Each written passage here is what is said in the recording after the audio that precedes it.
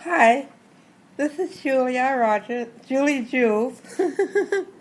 I haven't done this in such a long time. I like to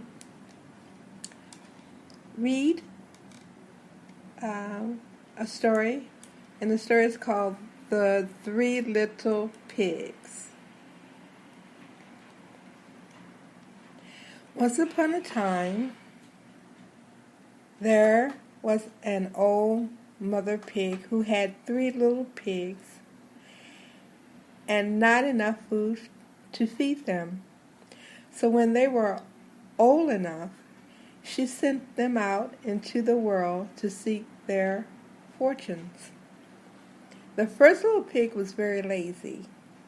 He didn't want to work at all, and he built his house out of straw. The second little pig worked a little bit harder, but he was somewhat lazy too, and he built his house out of sticks.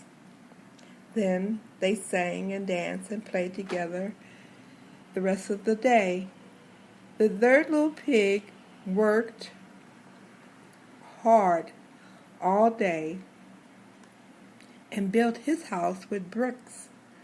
It was a sturdy house, complete with fine fireplace and chimney.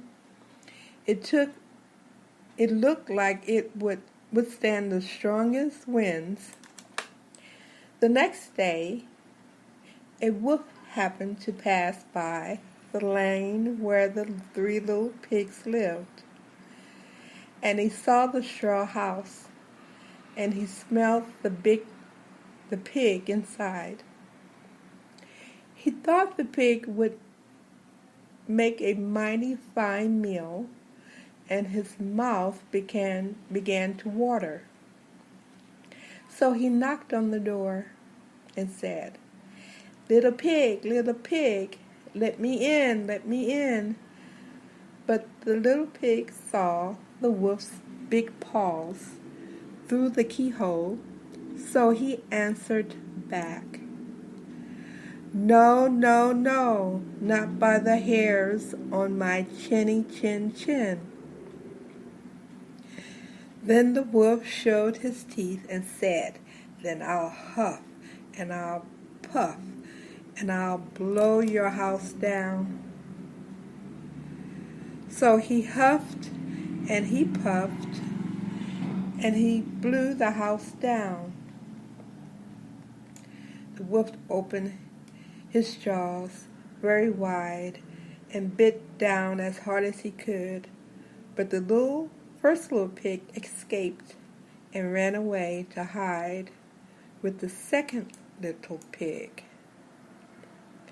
The wolf continued down the lane, and he passed by the second house made of sticks, and he saw the house, and he smelled the pigs inside, and his mouth began to water as he thought about the fine dinner they would make.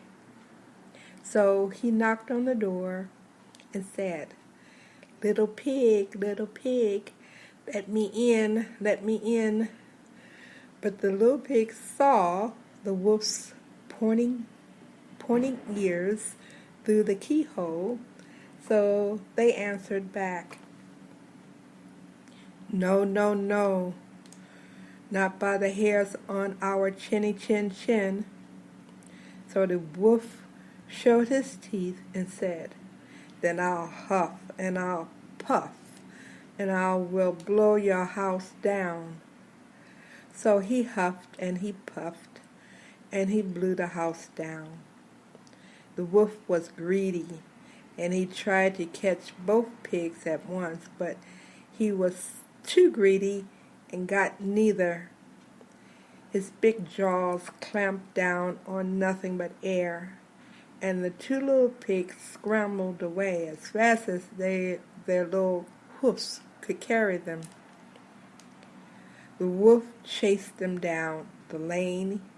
He almost caught them, but they made it into the brick house and slammed the door close behind before the wolf could catch them. The three little pigs They were very frightened. They knew the wolf wanted to eat them, and that was very, very true. The wolf hadn't eaten all day, and he had worked up a large appetite chasing the pigs around, and now he could smell all three of them inside, and he knew that the three little pigs would make a lovely feast. So the wolf knocked on the door and said, little pigs, let me in, let me in." But the little pigs saw the wolf's narrow eyes through the keyhole, so they answered back, "No, no, no, not by the hairs on our chinny chin chin." So the wolf showed his teeth and said, "Then I'll huff and I'll puff and I'll blow your house down." Well, he huffed and he puffed and he huffed and he puffed and he huffed, huff, and he puffed, puff. But he could not blow the house down. Excuse me. At last, he was so out of breath that he couldn't huff and he couldn't puff anymore. So he stopped to rest and thought a bit. But this was too much. The wolf danced about with rage and swore he would come down the chimney and eat up the little pig for his supper. But while he was climbing on to the roof, the little pigs made up a blazing fire and put on a big pot full of water to boil. Then, just as the wolf was coming down the chimney, the little piggy off with the lid, and plump, in fell the wolf into the scalding water.